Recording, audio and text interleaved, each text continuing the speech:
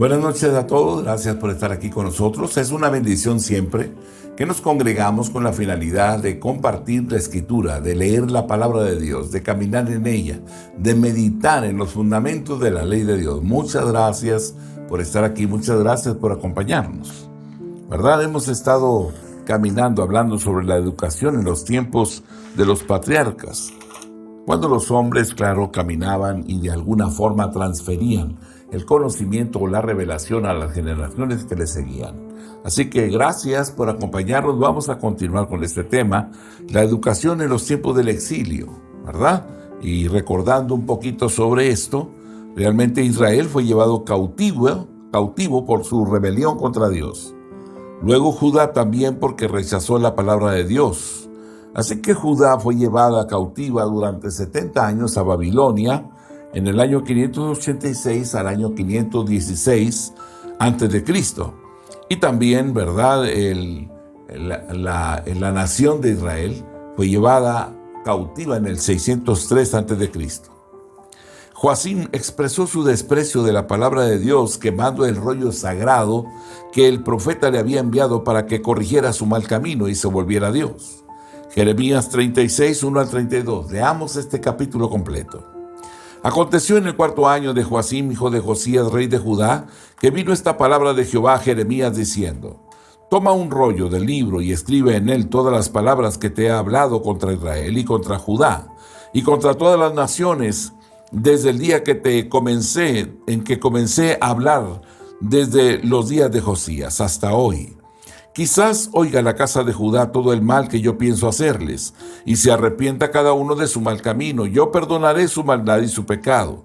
Y llamó Jeremías a Baruc, hijo de Nerías, y escribió Baruc de boca de Jeremías en un rollo del libro todas las palabras que Jehová le había hablado. Después mandó Jeremías a Baruc diciendo: A mí se me ha prohibido entrar en la casa de Jehová.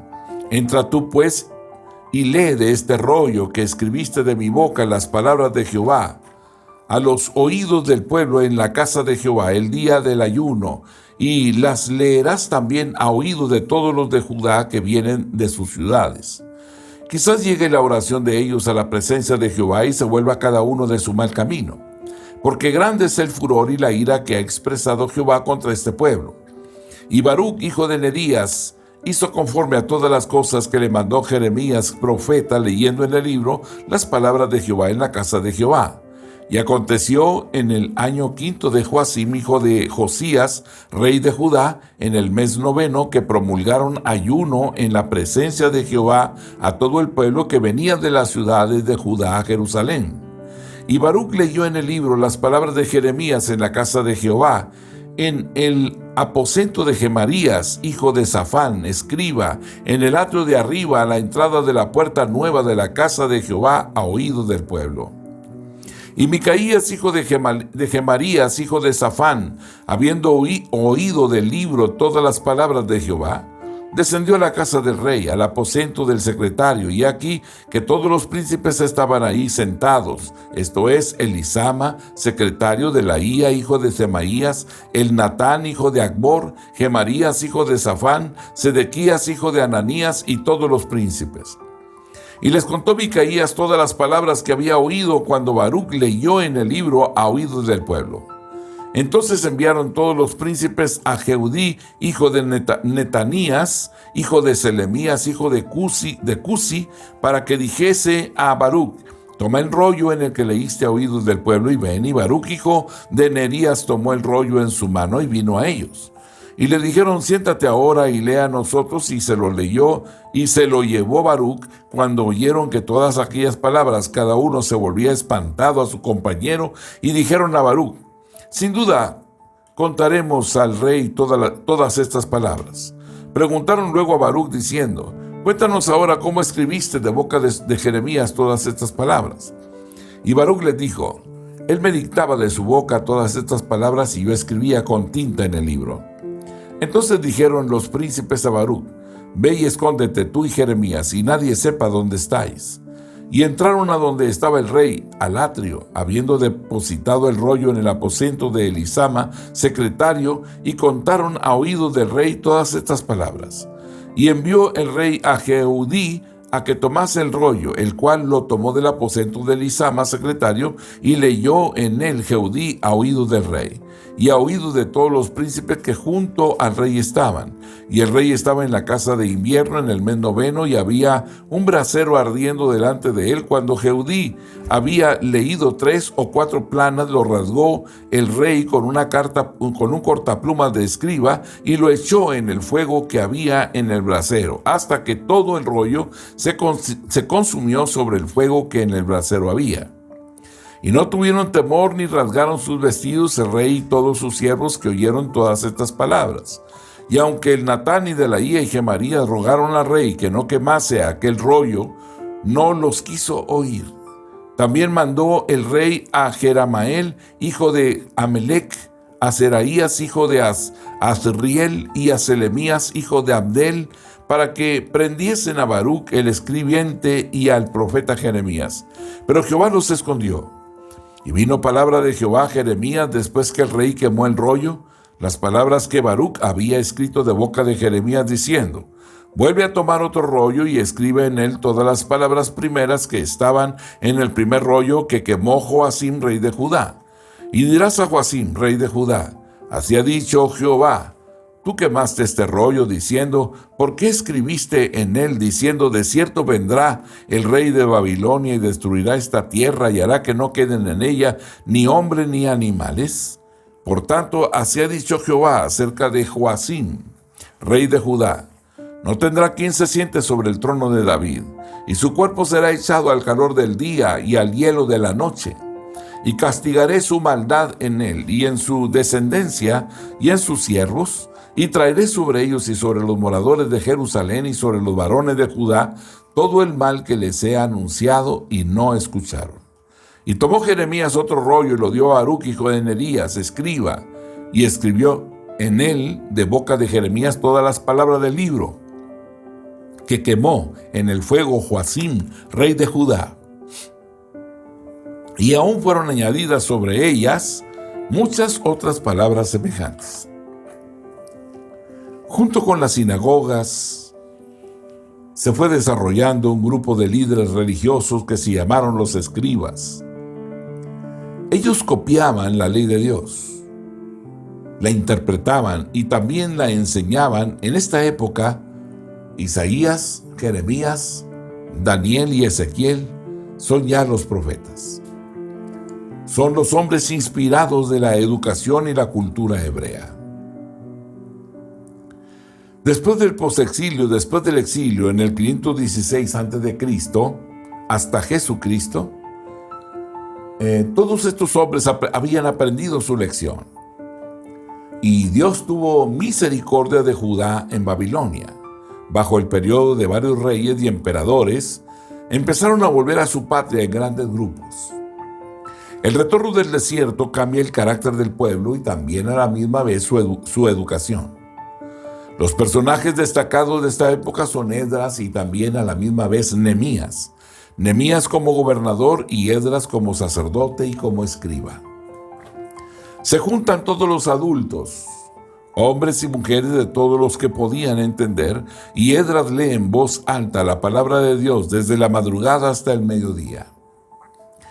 Nehemías 8, 1 y 2. Y se juntó todo el pueblo como un solo hombre en la plaza que está delante de la puerta de las aguas, y dijeron a Esdras el escriba que trajese el libro de la ley de Moisés, la cual Jehová había dado a Israel. Y el sacerdote Esdras trajo la ley delante de la congregación, así de hombres como de mujeres, y de todos los que podían entender, el primer día del mes séptimo. Leían en el libro de la ley claramente. Leían desde el primer día hasta el último. Nehemías capítulo 8, el versículo número 18. Y leyó Esdras en el libro de la ley de Dios cada día, desde el primer día hasta el último, e hicieron la fiesta solemne por 7 días, y el 8º día fue de solemne asamblea según el rito. Esto es educación e instrucción. De aquí en adelante se desarrollan las sinagogas. Se dice que había más de 400 sinagogas solo en Jerusalén. Tuvo así lugar la formación de rabinos, que eran los maestros o profesores de este pueblo. Se les tenía en alta estima, porque ellos velaban por la vida espiritual del pueblo. Eran conocidos como doctores, conocidos como maestros, como lectores, aún conocidos como abogados. En los tiempos de Jesús, los rabíes alcanzaron una posición muy alta en la educación religiosa. Las sinagogas también se habían multiplicado. Esto se debía a que daban el primer lugar a la instrucción, pero luego se perdió mucho del propósito. Se perdió mucho del carácter dinámico y se constituyó en un conjunto de preceptos que se cumplían mecánicamente. Se enfatizaba más lo externo que lo interno. Los fariseos eran una secta muy estricta en la ley, pero se olvidaron que la ley debía estar primero en el corazón y luego puesta en práctica. La educación judía se dividía en dos niveles. Primero, lo que ellos hacían era que estudiaban los alumnos la ley hebrea hasta los 15 años. Lo segundo, en el segundo periodo, estudiaban en la escuela profesional de Jerusalén. Así era la situación cuando llegó Jesús al mundo. Se crió en Nazaret, el hijo del carpintero. Marcos capítulo 6, el versículo número 3. ¿No es este el carpintero, hijo de María, hermano de Jacobo y de José, de Judas y de Simón? ¿No están también aquí con nosotros sus hermanas? Y se escandalizaban de él. La gente se admiraba de sus enseñanzas, nunca imaginando que una persona con una educación quizás limitada pudiera hablar con tanta sabiduría. Jesús nunca fue llamado predicador, sino siempre lo llamaron maestro o rabí. Y esto se debió a que su ministerio tenía gran énfasis en la enseñanza. El Evangelio de Juan, capítulo 1, el versículo número 38. Y volviéndose Jesús, viendo que le seguían, les dijo: ¿qué buscáis? Ellos le dijeron: Rabí, que traducido es maestro. ¿Dónde moras? Lo llaman Rabí, a la misma vez que los sabios de Israel, como Nicodemo, le llama Rabí. Juan capítulo 3, versículo 2 y versículo 10. Este vino a Jesús de noche y le dijo: Rabí, sabemos que has venido de Dios como maestro, porque nadie puede hacer estas señales que tú haces si no está Dios con él. Respondió Jesús y le dijo: ¿eres tú maestro de Israel y no sabes esto? Alrededor de 45 veces se le llama a Jesús maestro, lo cual nos muestra o es el resultado de que correspondían sus ideas con su vida, su ministración, su sabiduría, su conocimiento iba de acuerdo con su vida. Un día subió a Jerusalén y enseñaba en el templo. Y los judíos decían, Juan capítulo 7, versículo 14 al versículo número 16. Mas a la mitad de la fiesta subió Jesús al templo y enseñaba. Y se maravillaban los judíos diciendo: ¿Cómo sabe este letras sin haber estudiado? Jesús les respondió y dijo: mi doctrina no es mía, sino de aquel que me envió. Jesús enseñaba de manera diferente a la de los fariseos y maestros de Israel. Podríamos decir que la enseñanza de Jesucristo era más profunda, no tan superficial, no sujeto a ninguna rutina, ni tampoco a ningún sistema. Jesús, para enseñar, variaba su método según la situación. Jesús enseñaba y dejaba a un lado las cosas secundarias o las cosas incidentales. Enseñaba cosas prácticas, enseñaba cosas básicas,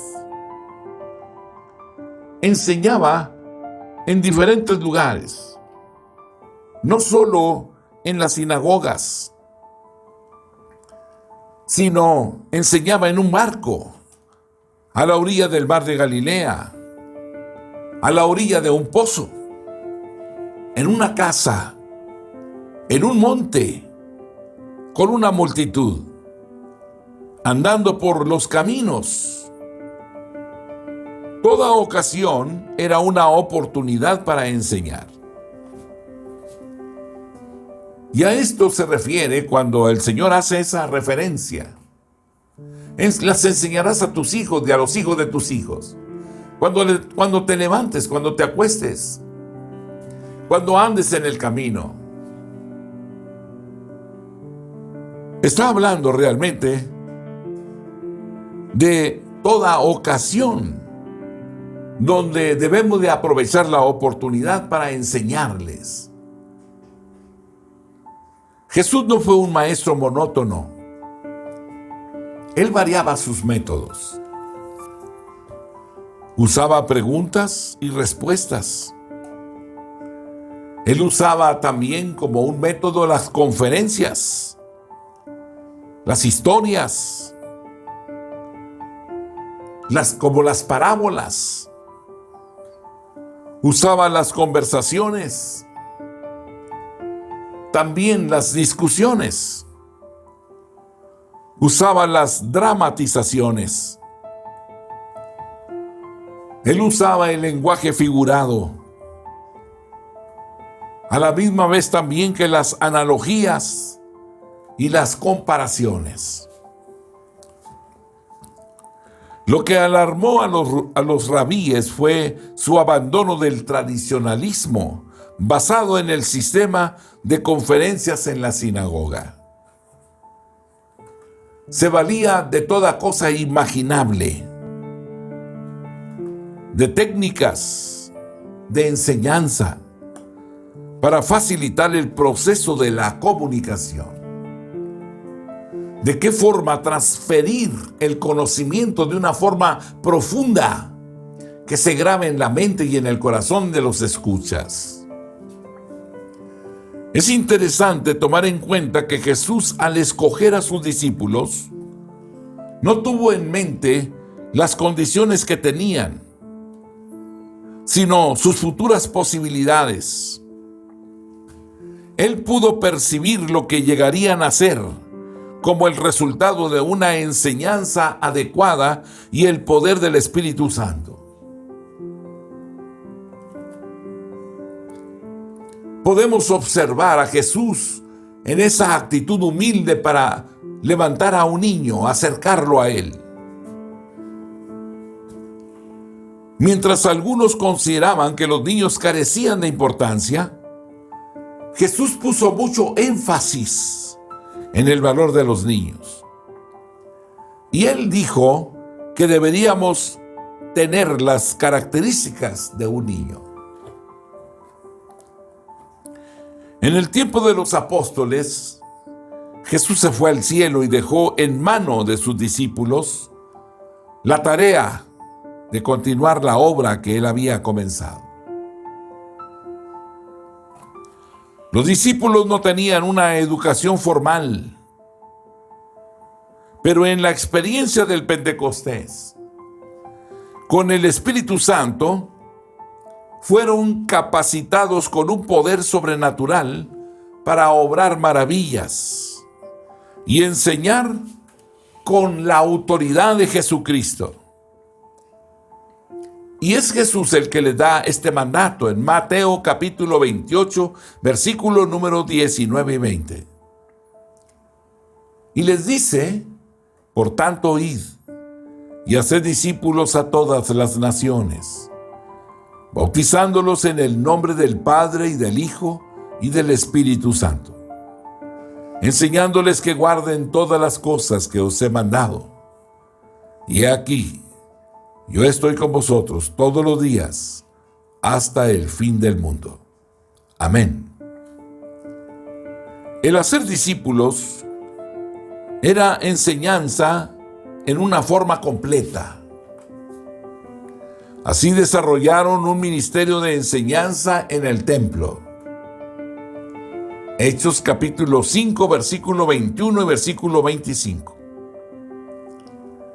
Habiendo oído esto, entraron de mañana en el templo y enseñaban. Entre tanto vinieron el sumo sacerdote y los que estaban con él, y convocaron al concilio y a todos los ancianos de los hijos de Israel, y enviaron a la cárcel para que fuesen traídos. Pero viniendo uno les dio esta noticia: he aquí, los varones que pusisteis en la cárcel están en el templo y enseñan al pueblo. En el templo ellos enseñaban, confrontaban al mundo religioso a una verdad que deberían de haber vivido de siempre. Enseñaban en el templo, a la misma vez también en las casas, Hechos 5:42. Y todos los días en el templo y por las casas no cesaban de enseñar y predicar a Jesucristo. Esta es la vida cristiana, esta es la vida de Dios. Este es el Evangelio, algo que tenemos que proclamar. Así desarrollaron su ministerio de enseñanza, enseñando al pueblo. Hechos capítulo 4, versículo 2. Resentido de que enseñasen al pueblo y anunciasen en Jesús la resurrección de entre los muertos, los fundamentos de la ley de Dios, la verdad revelada. Ellos predicaban también a las multitudes.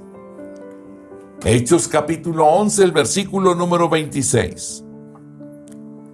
Y se congregaron ahí todo un año con la iglesia y enseñaron a mucha gente. Y a los discípulos se les llamó cristianos por primera vez en Antioquía. Las multitudes se agolpaban y estaban recibiendo la instrucción y la enseñanza. La razón es que al recibir el Evangelio, las normas y las reglas de vida, nuestras vidas son transformadas por una razón, porque recibimos las herramientas para resolver los problemas diarios de nuestro vivir. A la muerte de Esteban, Dios habló a Saulo de Tarso. Pablo se quedó 1 año con 6 meses en Corinto. Hechos capítulo 18, versículo 11. Y se detuvo ahí 1 año y 6 meses, enseñándoles la palabra de Dios. Aleluya, gracias Dios. En Éfeso igualmente, Pablo yendo a Éfeso se quedó 2 años y enseñaba en las casas y también públicamente. Hechos capítulo 19, versículos 9 y 10. Pero endureciéndose algunos y no creyendo, maldiciendo el camino delante de la multitud, se apartó Pablo de ellos y separó a los discípulos, discutiendo cada día en la escuela de uno llamado Tirano. Así continuó por espacio de 2 años, de manera que todos los que habitaban en Asia, judíos y griegos, oyeron la palabra del Señor Jesucristo. Hechos capítulo 20, versículo 20. Y como nada que fuese útil, he rehuido de anunciaros y enseñaros públicamente y por las casas. Pablo estaba caminando en obediencia al mandamiento. Ir por todo el mundo, predicar el evangelio a toda criatura. Todo hombre, ¿verdad?, debe de escuchar el evangelio. La decisión está en él. Recibirla, guardarla, atesorarla, ponerla por obra, obedecerla. Es la decisión de cada hombre. Si el hombre determina obedecer a Dios, entonces su vida jamás nunca volverá a ser la misma. Será un hombre transformado por el poder de la palabra, por el poder del Espíritu. Las palabras que yo les he hablado son espíritu y son vida, dice la Escritura. Por esa razón decimos, ¿verdad?, que al escuchar y al obedecer la palabra de Dios, la vida del hombre es transformada. Usaba diversos métodos Pablo. La discusión era uno de ellos, la argumentación y la persuasión. Hechos capítulo 17, el versículo número 2. Y Pablo, como acostumbraba, fue a ellos y por 3 días de reposo discutió con ellos. La discusión, los conceptos, argumentos, pensamientos contrarios a la voluntad de Dios empiezan a manifestarse y a luchar. No quieren ceder, no quieren soltar lo que tienen ellos dominado o controlado. Por eso no entendíamos, no nos acercábamos a Dios. Porque esta argumentación, este espíritu inmundo del diablo que nos engañaba, nos había seducido, nos tenía cautivos, presos en estos conceptos erróneos. Pablo acostumbraba, fue a ellos y por 3 días de reposo discutió con ellos. ¿Qué discutía? Los fundamentos de la ley de Dios. ¿Y qué hacían ellos? Defender sus opiniones, sus pensamientos, sus conceptos contrarios. Hechos capítulo 18, versículo 4. Y discutía en la sinagoga todos los días de reposo, y persuadía a judíos y a griegos. Hechos 19, versículo número 8. Y entrando Pablo en la sinagoga, habló con denuedo por espacio de 3 meses, discutiendo y persuadiendo acerca del reino de Dios. Pablo se consideró a sí mismo predicador, apóstol y maestro. Segunda de Timoteo capítulo 1, el versículo número 11, del cual yo fui constituido predicador, apóstol y maestro de los gentiles. Él definió su trabajo como enseñanza. Primera de Corintios capítulo 4, el versículo número 17. Por esto mismo os he enviado a Timoteo, que es mi hijo amado y fiel en el Señor, el cual os recordará mi proceder en Cristo, de la manera que enseño en todas partes y en todas las iglesias. Aleluya, gracias Dios. Así que Pablo trae un grupo de personas, viene caminando y ha llegado a la sinagoga. Siempre que llega a algún lugar, él pregunta por la sinagoga, ¿dónde se encuentra la sinagoga? Y él se dirige exactamente a la sinagoga y ahí expone él, ¿verdad? En el tiempo que le dan, él expone lo que él ha entendido, la interpretación, la revelación de la palabra de Dios que ha recibido. En ese momento expone que Jesucristo es el Mesías, el Salvador del mundo, aquel que murió y resucitó de entre los muertos, ascendió al cielo y está sentado a la diestra de la potencia del Padre. Somos salvos por medio de la fe en ese sacrificio que él hizo en la cruz. Él murió en la cruz del Calvario y derramó su sangre por ti y por mí. Y él pagó nuestros pecados. De esa manera entonces, por medio de la fe, eres salvo. Porque si tú crees, entonces tu fe te es contada por justicia. Como Abraham, como hombres, ¿verdad?, que hemos creído por fe. Así que nos encontramos hoy, ¿verdad?, delante del Señor, dispuestos a caminar y a creerle a aquel que nos llamó de las tinieblas a su luz admirable. Pablo, cuyo nombre hebreo era Saulo, había recibido entrenamiento en la famosa escuela de Iliel de Gamaliel para llegar a ser rabí. Esta disciplina de la mente le capacitó para cristalizar la teología de la denominada iglesia primitiva. Su gran capacidad intelectual, su gran conocimiento, fueron reconocidos por el rey Festo, quien declaró: «Estás loco, Pablo. Las muchas letras te vuelven loco». Hechos capítulo 26, versículo 24. Diciéndole estas cosas en su defensa, Festo a gran voz dijo: «Estás loco, Pablo. Las muchas letras te vuelven loco». Pablo se unió a la causa del Evangelio. Hizo innumerables viajes, acompañado de otros apóstoles, acompañado de otros discípulos, predicando y enseñando. En Antioquía, Pablo y Bernabé enseñaban y predicaban la palabra del Señor. Hechos capítulo 15, versículo 35. Y Pablo y Bernabé continuaron en Antioquía, enseñando la palabra del Señor y anunciando el Evangelio con otros muchos.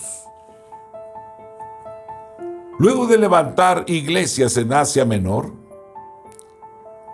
iban luego para confirmar la obra a través de la enseñanza.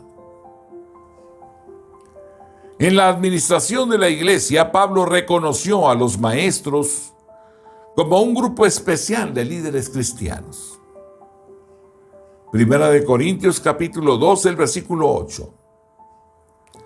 Porque a este es dada por el Espíritu palabra de sabiduría, a otro palabra de ciencia según el mismo Espíritu. Los dones fluyendo. Los dones extraordinarios del Espíritu Santo, los cuales se manifiestan en ese fluir al compartir con los hombres la verdad de Dios. Primera de Corintios 12:8.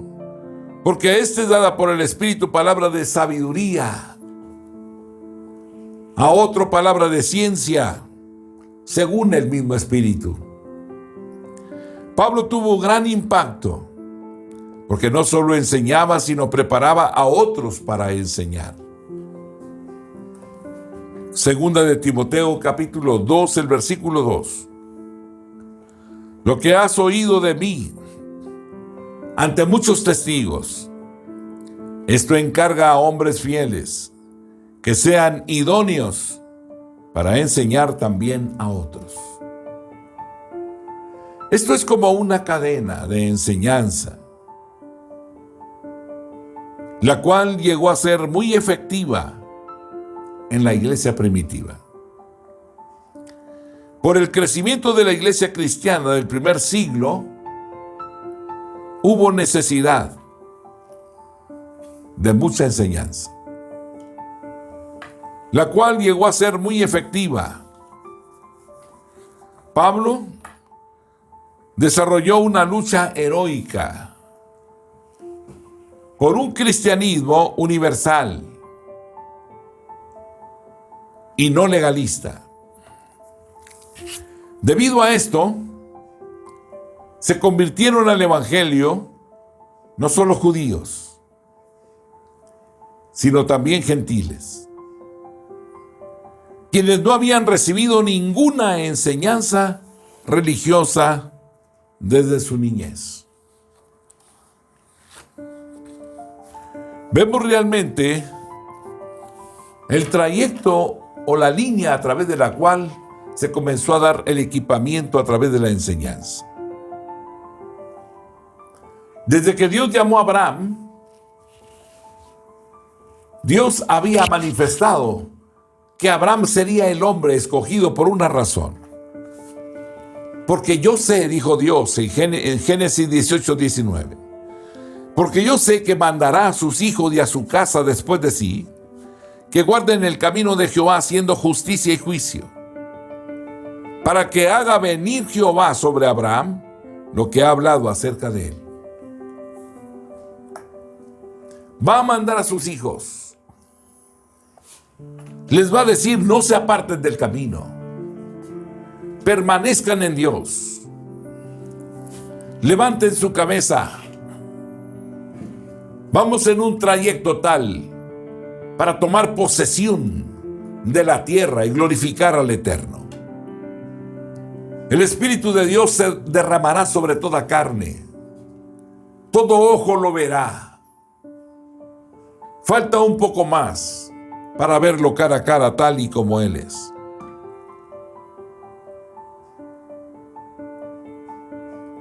Moisés había cumplido su propósito y Dios lo levantó como un líder para llevar a la nación a la libertad. No supieron cooperar con él. Mostraron en la trayectoria hacia la tierra prometida la falta que tenían de instrucción y de formación. Y Dios, a través de Moisés, los llevó a reunirse regularmente para el estudio de las leyes y de los profetas. Deuteronomio 31:12. Harás congregar al pueblo, varones y mujeres y niños, y tus extranjeros que estuvieron en tus ciudades, para que oigan y aprendan y teman a Jehová vuestro Dios, y cuiden de cumplir todas las palabras de esta ley. Hoy nos levantamos, nos toca a nosotros, somos la generación que estamos caminando hoy como última generación. Somos la última generación.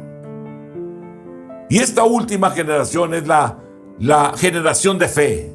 Apropiemos las verdades de Dios. Fortalécete en el Señor y permanece. Lo verás cara a cara, tal y como Él es. Un poco más y lo veremos. Mi amado hermano, que el Dios del cielo y de la tierra te bendiga y te guarde y te fortalezca y te sostenga con su mano de justicia, por amor de su nombre. Amén. Dios te bendiga, la paz de Dios sea contigo. Amén.